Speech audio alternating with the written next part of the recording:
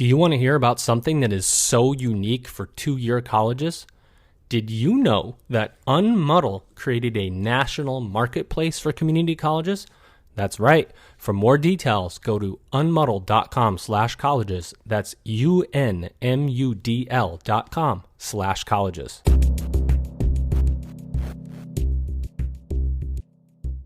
Welcome back, everybody. This is the EdUp Experience podcast where we make education your business. Dr. Joe Salustio here with you again. I will tell you I have another amazing college and university president to talk with today, but let me tell you guys something first. As when this episode comes out, we will be well into the 310s or 320 in terms of the number of episodes we have put out. It's a lot of talking to a lot of people, over 100 college and university presidents that have dished on everything that they've gone through in the last 2 years. And it is a lot. Could you, go back and listen to 300 episodes to get that information? Or B, would you like to read about all the themes and all of the concepts from those amazing 300 episodes in a book, for example? Well, if you said B, a book, and synthesize all of these themes and topics, you're in luck because we are writing a book here at the EdUp Experience. Myself, along with my co-author, Kate Colbert, we are going to be putting out a book that synthesizes, as I said, all of this amazing material from all these amazing leaders. And I'm sure that is something that you would be probably more excited about than going backwards in time. So it kind of feels like you had to go back to episode 2 to get to 300. It's a lot of listening. It might be overwhelming if you haven't come across the EdUp Experience before. But remember, you can also cherry pick. You can go to the edupexperience.com, and we have categorized all the episodes we have. So if you want to talk to community college presidents, well, there's probably 30 of them that we've interviewed on there. You just click on community colleges, and it gives you all those episodes of all the amazing leaders. And there you go. We're gonna have another amazing leader today talk with you right now. Without further ado, let me bring her in. Her name is Dr. Rowena Tomaneng, and she is president at San Jose City College. Rowena, welcome to the EdUp Experience. How are you?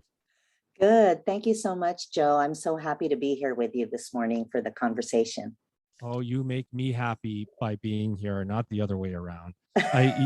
You're so busy. Boy, what a great background you have in higher ed. You've just been all over the place, all over California, running, just these institutions, helping to serve students from, very diverse backgrounds. And you yourself, as an Asian American, I'm going to ask you just what I think is the most important question right off the gun here. Asian American, you are leading colleges and universities in California, San Jose City College now. And I'm going to ask you about San Jose City College just in a second, but I do want to ask you first, and most importantly, to talk about your path towards college president, and why we don't see more leaders from the Asian American and Pacific Islander community in higher ed at the highest level.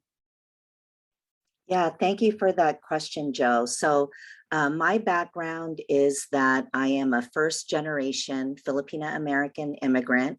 I was born in the Philippines and my family immigrated to the United States when I was 5 years old. And I have just resided, in California, grew up in Southern California. And from my graduate programs, made my way up to the San Francisco Bay Area. I've been in the California community colleges for over 25 years. It's gone by, thank you so much. It's gone by so fast, but I just love community colleges.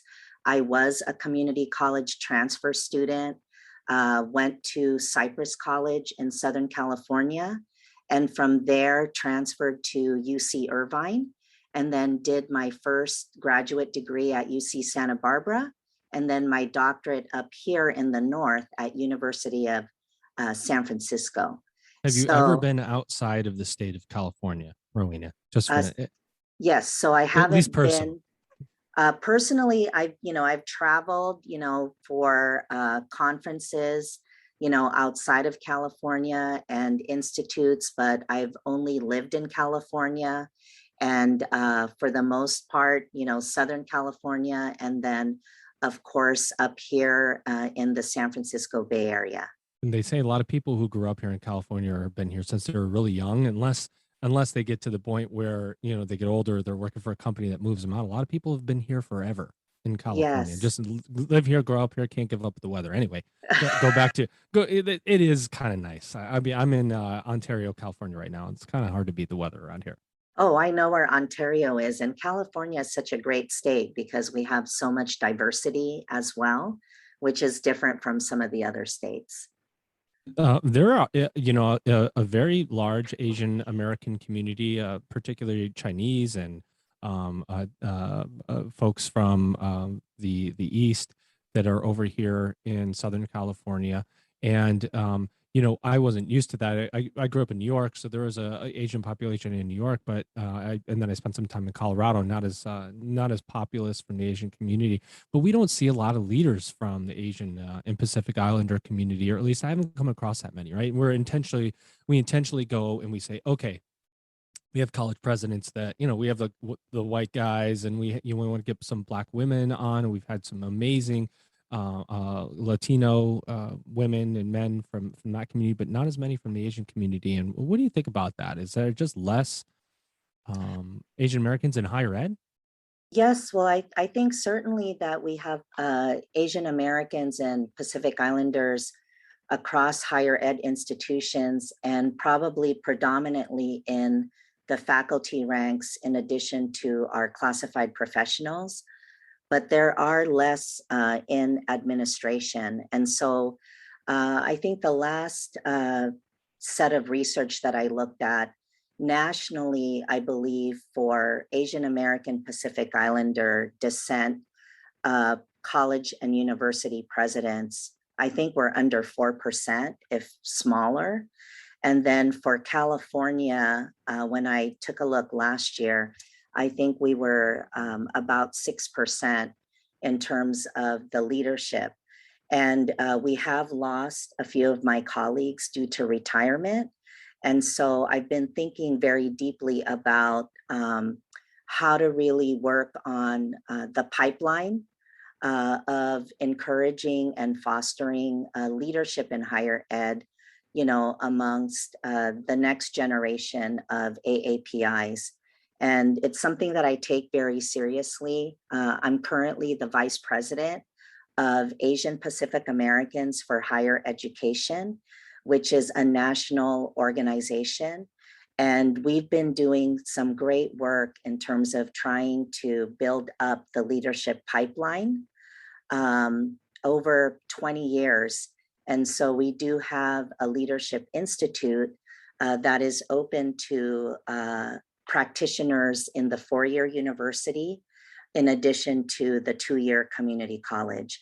But it's something that does concern me, especially in California, where we do have a very large percentage population growth for AAPIs in the next 20 years. I believe we're the fastest growing community in our diversity, second to our Latinx brothers and sisters. It's really interesting, but the very small percentage, right? For when you think about 4%, 4%, but it's really a small number of folks. Amongst leadership, there's thousands and tens of thousands and hundreds of thousands of people.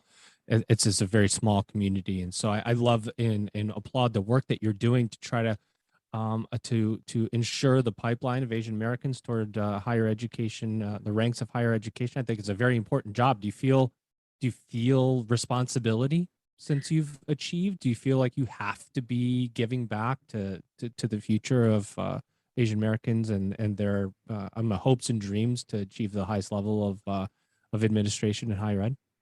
Yes, I do feel like part of the work in terms of giving back and coaching and mentoring, from faculty to classified professionals and other managers in the AAPI community is a way for me to give back and pay it forward, because I have had so much support, feel very blessed to have had strong mentors and coaches myself, over the years across 3 different districts, actually, all here in the Bay Area. And it's something that matters. And what heartens me is that for our California community college system, diversity, equity, and inclusion is a major initiative at the statewide level, coming out of our chancellor's office and our board of governors. And so I'm happy to also pay it forward by serving as one of the CEO representatives for the statewide DEI implementation work group. And some of the other CEOs across the system, we even started a racial equity and inclusive task force of CEOs across the state so that we could advance this work in terms of increasing the number of faculty of color and retaining them across our various institutions, in addition to fostering leadership amongst up and coming leaders of color. Love it. Nice. Well, good work. Thank you. Let's talk about San Jose City College. Tell me, now we can get into this really important conversation about where you are and what you're doing to help students. And tell us about San Jose City College. It's a community college. What's the demographic of student look like? What's the good work you guys are doing there? Yeah, thank you so much. I'm actually on a high in terms of talking about, my amazing college, because this year we are celebrating our centennial year. So it is our 100th anniversary. And yesterday we had a fabulous centennial ceremony. Our official birthday is September 12th, 1921. And we are proud to say that we are the oldest community college in the San Francisco Bay Area. That is cool. It's That's very, awesome. very cool. And yesterday when we had our ceremony, we had such a strong showing of support, despite the pandemic and the mask wearing. We had almost the entire San Jose City Council at our event, along with our county supervisors, state assembly folks, and also state senators attend to show how the college has continued to impact, not only San Jose City, but the broader Silicon Valley region, over these 100 decades. Yeah, I mean, 100 years, that's special, right? It's Yes. like, how do you do anything that, no matter what the planning looks like around that, you wonder, is that significant enough for 100 years? Like, it's kind of got to go bigger here, right? It's like always, you go bigger and bigger and bigger. But I'm so happy to hear that, and that's pretty incredible. Yeah. Go ahead. Oh, no, what I was going to say too is going back to your early question, because I got caught up in the centennial planning, which we're still, doing events this week, is that SJCC as an institution, we embrace minority serving status. We're dual designated as a Hispanic serving institution. About 43% of the student body is of Latinx background. And then our second minority serving designation is AAPI, which is Asian American, Native American, Pacific Islanders. And we have close to 30% of our student body who are of AAPI background. Is that a federal designation? Yes, it's a federal designation. I think I knew about that, but I don't think I've come across any institution that has brought that up. That's really interesting. I didn't know that was we've talked to some leaders, obviously, with Hispanic serving institutions, and then we had one particular leader out of New Jersey that was had a PBI, a predominantly Black institution, which was a new designation, I think, under the Obama administration. That because there's no more HBCUs, right? You can't have an HBCU, so they put the PBI on. Tell me about, what did you say it was, that what was the acronym again? So we're HSI, Hispanic Serving, and then also AAPI. AAPI. Yeah, and that's the very long name, Asian American, Native American, Pacific Islander Serving. Wow. Yes, and so it's exciting to be designated, in terms of those two categories, because what that means is that we are eligible to apply for federal grants with the Department of Education. And for San Jose City, we're actually on our third HSI grant in terms of serving our Latinx community and implementing high impact practices so that we can close that racial achievement gap and have more of our students transfer to four-year institutions, or if they choose to finish career education certificates with some of our programs, because San Jose City has an amazing career education division, in ranging from air conditioning and HVAC programs to construction technology. We have a Google IT apprenticeship program with Google and Microsoft PathStream, in addition to our traditional academic transfer disciplines. And, having the MSI statuses for two populations means that, we can enhance all of what we're doing in terms of receiving additional funds, for tutoring programs, special faculty development type programs in terms of working with the curriculum, tours to other colleges and universities, participating in leadership programs, and what have you. It's very exciting. I was reading a little bit about your background. You are on the board. You're on the boards of the chief executive officers of. Oh, let me try that again. Rowena, some days my tongue and mouth don't work here. I do a lot of these podcast episodes, and I've like atrophy of the mouth here.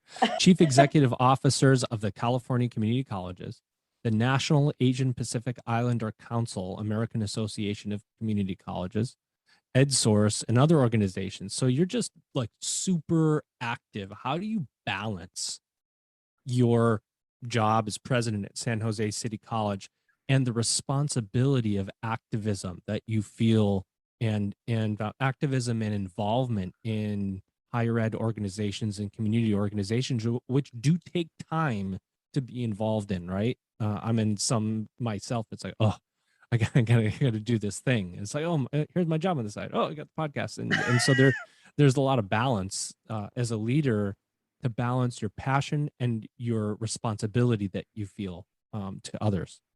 Yeah, absolutely. I think sometimes when I think about, this idea of balance, because I do get that question a lot. And I think in terms of taking on these types of jobs that we have in executive leadership,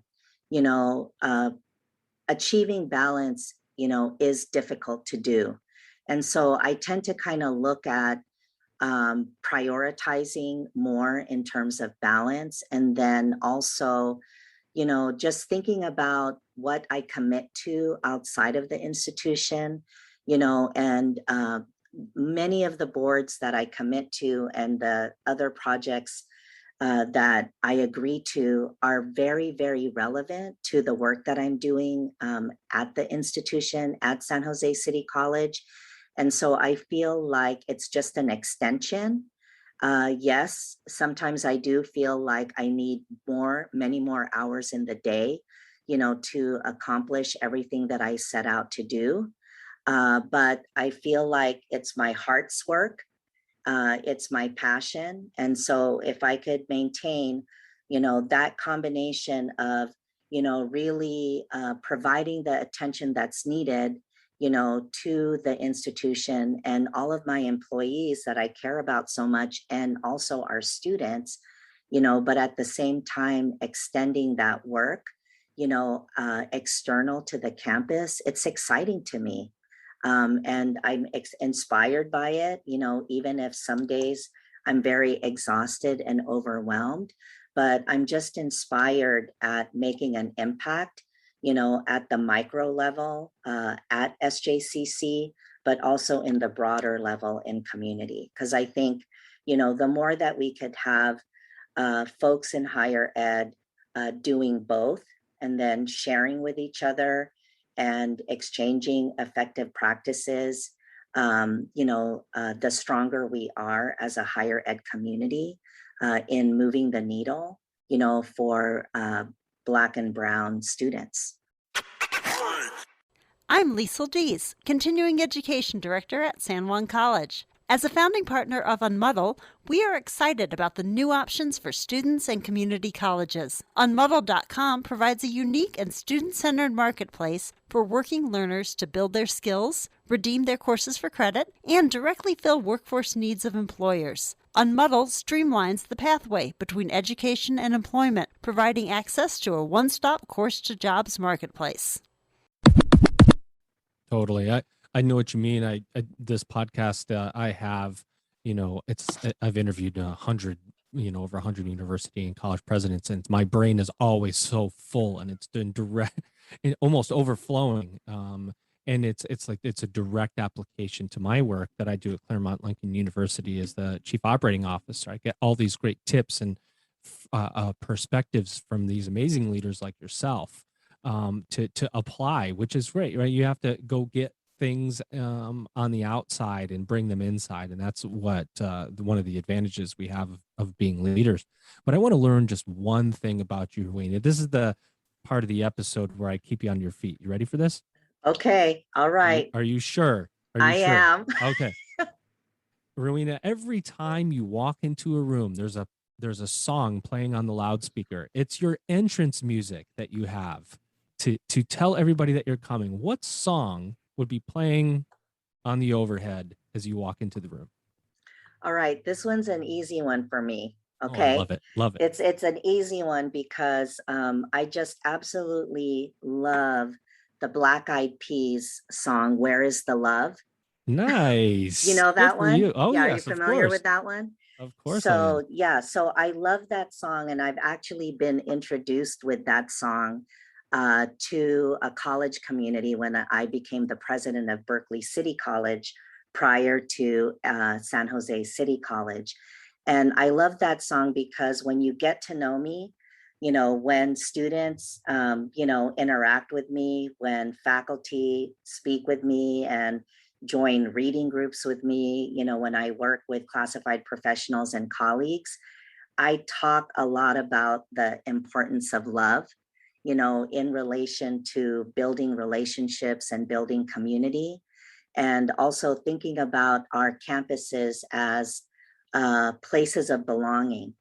A lot of the research that I've read over the years talk a lot about how creating an inclusive campus, a learning community that fosters that sense of belonging, across all student groups, in addition to employees, is a place where everybody can thrive, and be successful.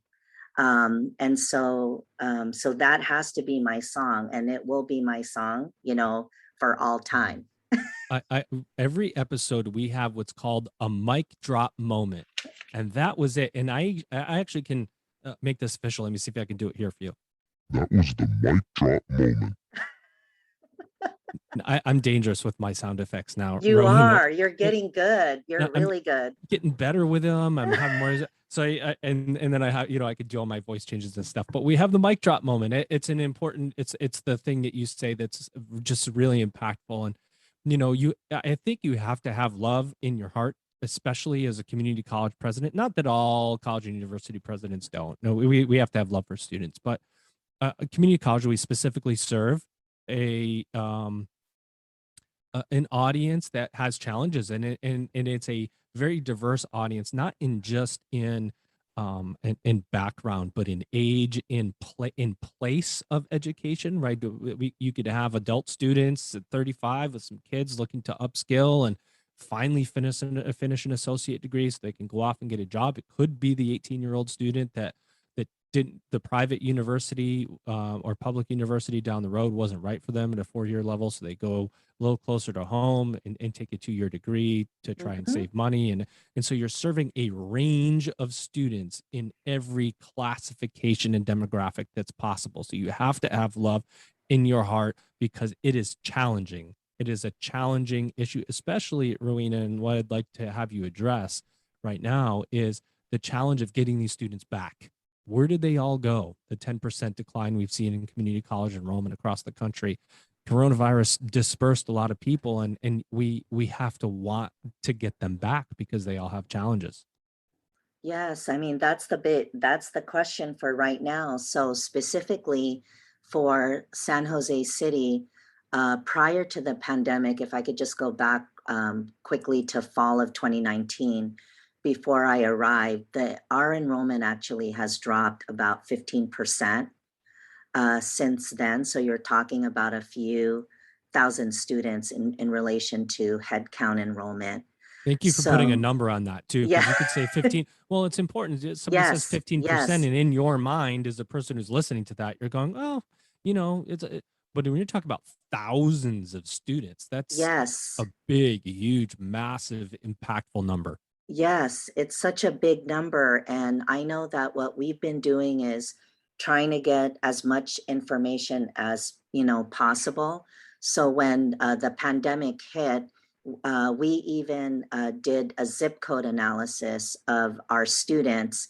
And we discovered that many of our students were coming from the most impacted neighborhoods in terms of contracting COVID in East Side San Jose.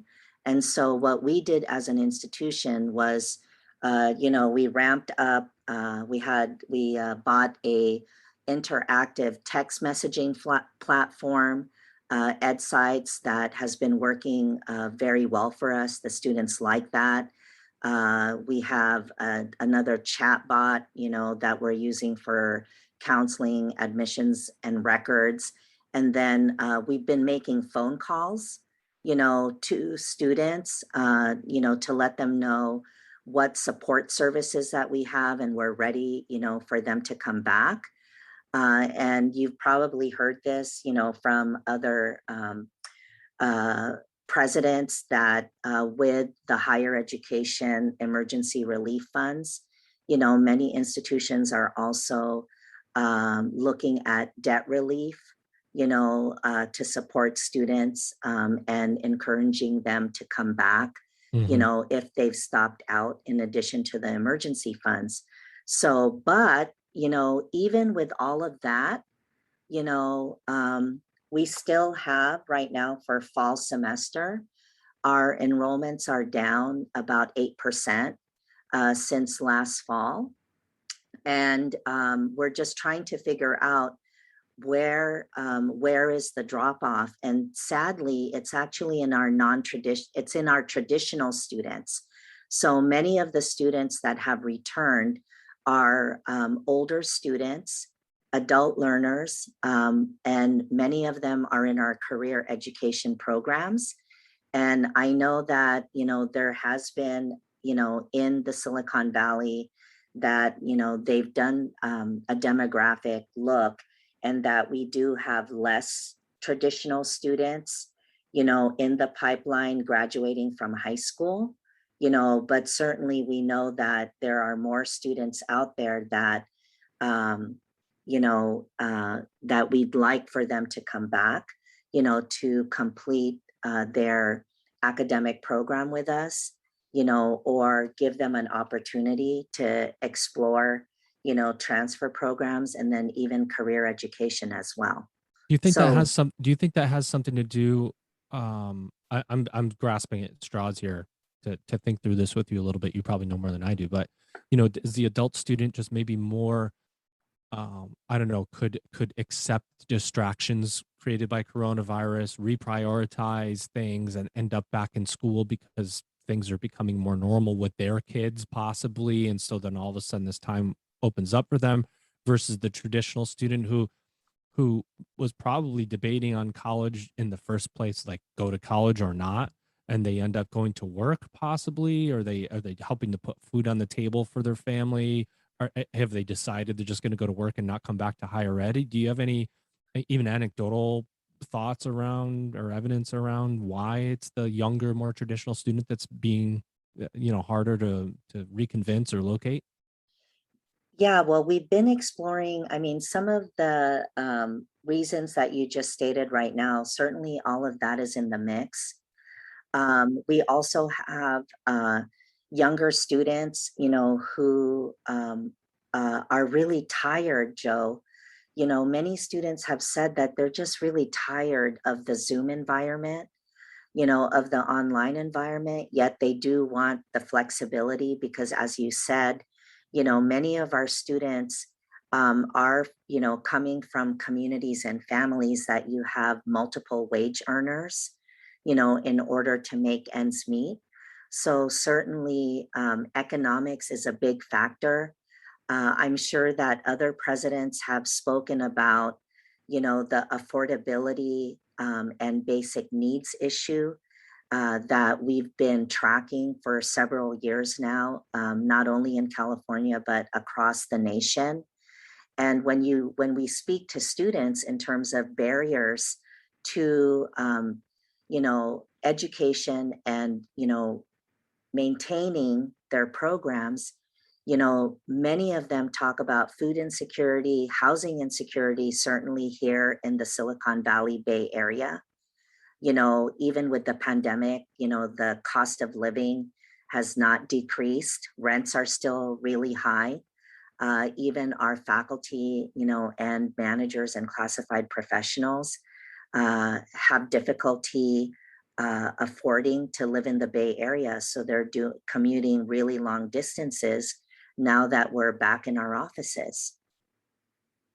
It's really it's a man, just a confusing mess of issues. It really is. It's like picking apart little pieces of a spider web to try to get down to the root of things. I do want to ask you, what I like to ask this question in this way. What keeps you up at night right now? And it could be the same thing, Rowena, that you talked about. And what keeps you coming back the next day to take on this very hard leadership role that you have? Yeah, so lately, IE for like more than 18 months. So what keeps me up at night, I think, is when I hear the stories of my students struggling.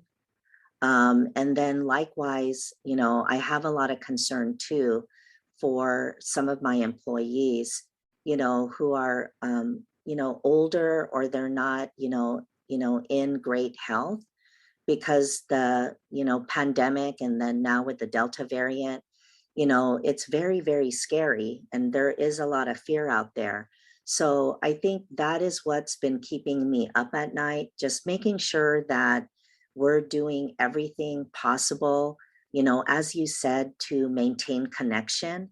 Because certainly in the online environment, these past 16, 17 months or so, that is one of the biggest challenges that students and faculty actually have talked about when we survey them, or when we're in meetings with them, is that they don't feel as connected in the online environment as they do in person.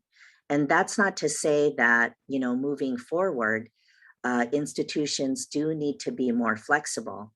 Students have told us, in multiple surveys, that what they'd like to see in the future is more flexibility. I just recently read a report where Hanover Research interviewed students at City College who are not in special programs. And many students talked about the need to offer more weekend courses, classes on the weekends, so that they can work during the weekdays, and then also bringing back more evening classes. Mm-hmm. So that's what they've told us. And then secondly, they want to know more and have more improved communication on all of the support services. because, we always think that we're doing a great job in terms of communication, putting things up on social media, on the website, with our text messaging platform, but many students still don't know the extent, of support that we can provide them. So that is what keeps me up at night, when I hear stories of students struggling. And I get up in the morning, and in my mind, I'm thinking of what are other things that we can do? What do we need to do differently, to help them so that they don't stop out? Right. And but that's how great innovation happens too. Hopefully something strikes you. You know this feeling when you wake up in the middle of the night, Yes. heart's beating, and you go, oh, wait a second. I think we could do this. We could try this. And so that's where great innovation happens. But it is, they talk about the college and university presidents across the country also feeling burnout, just like staff. And it's been this responsibility of taking care of lives, not just for financial equity and closing equity gaps and wealth gaps, but health responsibility and keeping people safe when they come back on. And there's a responsibility that falls on all of us to do that. That's a very hard responsibility to handle, unexpected in a lot of ways, that you layer on top of everything that a college administrator did in the first place. It's a load to carry. So it's great to know there's great and amazing leaders like you out there, Rowena, and it's appreciated. And so I'm going to ask you our last two questions. You ready for this? Yes. Thank you so much. I'm going to ask you one, and then unbeknownst to him, my producer Elvin Freitas is going to come on to ask you the second part. Let's see if this works. Okay. Okay. So I'm going to ask you, what about San Jose City College did we not talk about today that you would want to discuss or plug or talk about? And the second part of the question is from Elvin, what do you see as the future of higher education? Did that work? Elvin, thanks for coming on. Your voice is a little high, but it's great to have you a part of the episode here. So what do you want to tell us about City College, San Jose City College, and what's the future of higher education look like? And I made you laugh, so I'm hitting on all cylinders here. Elvin's voice made me laugh too. Yeah, and he took Joe. off now. He just asked that, and then he took off. I don't know where he went. Yeah, so one thing that I wanted to leave everyone with in terms of SJCC is that, as we're celebrating our centennial, I've been reflecting a lot about our impact. And we've had so many impacts in terms of the Valley. So, we've, have helped in terms of the development, of Silicon Valley becoming the technological capital of the world. We've had alumni. I'm not sure if you know this, but we had the reputation too, and we were called Speed City. And so we have Olympic athletes, as our alumni. And so we've had amazing scholar athletes that have become very, very successful in their professional world, as well as internationally. And then we've had poets, we've had writers, we have had so many civic leaders, that are paying it forward and giving back to the San Jose and Santa Clara community in terms of leading as CEOs, organizations, foundations to support, heritage, education in the arts. Mayors, we've got alumni who are mayors of their cities, city council members, what have you. And so, what that tells me is that, for the college, we're doing something really impactful and powerful in the work that we do with students and the community. And so, it's my goal that, for the time that I'm here, and in the future to instill in, future generations of SJCC leaders that we maintain our values of providing equity. And, we define racial equity, economic equity, and then opportunity. And then also that we are a social justice campus. So one thing that I haven't talked about yet is my amazing ethnic studies department who, is really leading and paving the way for the rest of the California community college system in terms of meeting some of the new requirements, for ethnic studies, along with our California State University partners. Well, that's incredible. A lot of good work going on. So what do you Yeah. see, Rowena, as the future of higher education? So, future of higher education, I definitely think that, we have changed in terms of technological readiness because of the pandemic. And so many institutions across California and across the nation, who were reluctant to embrace online educational modalities, even hybrid modalities, and other technological tools are more ready. I think the future is that even with our faculty, our administrators and our classified professionals, that they too, have enhanced the training, and their skill sets in hybrid classrooms. I'm sure other presidents have talked about the high flex model as well. Yep. One of my faculty members recently did an op-ed piece in the Mercury, and he talked about how one of the challenges for instruction is that because we have improved and increased our skills, in the Zoom, online environment, that, we have to step it up in the in-person.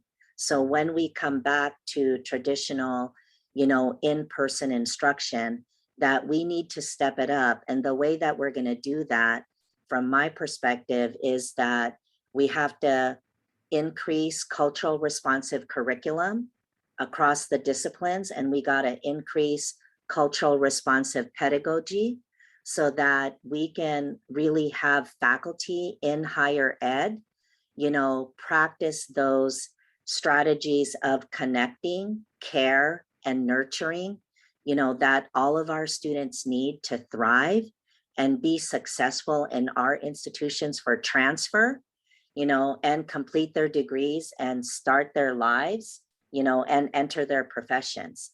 So there's a lot of work that we have to do, but it's exciting work, and I know, Joe, you have the energy and my colleagues have the energy to do this. And I certainly have the energy, and I'm getting very, inspired right now, just talking about it and seeing what opportunities lie ahead for all of us.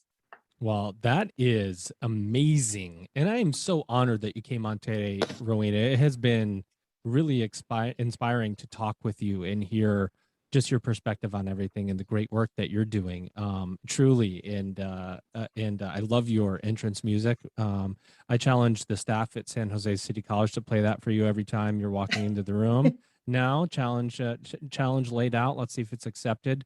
I swear, after I do enough of these episodes, there's just going to be staff everywhere playing entrance music for all these college and university presidents that I interview. I love it. Super I love fun, it. right? I love it. We have because to it's have not fun. worth doing if we don't have fun in higher ed, right? Exactly.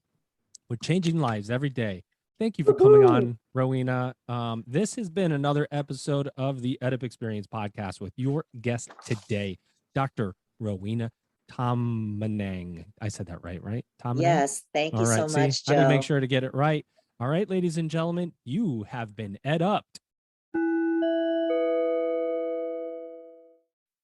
Well, it seems from all of the reports that have come out and the studies that have been done that more and more people are interested in short-term types of education and training, especially now with such huge job demand out there, than say, geez, I got to mostly leave the workforce for 2 or 4 years to get a degree. Particularly for our college, we've been very strong in the 2-year degree space, but we've not been as strong in the short-term workforce development space for individuals to be able to come and take a short-term, few weeks, few few months workforce training course and go out and get a job or get a better job. We haven't done a lot of that. And I thought this was an opportunity for us to be able to get into that space very quickly and be able to provide more diversity of offerings using our partners in Unmuddle, who can provide some expertise that we don't have at a medium-sized college in the middle of New York.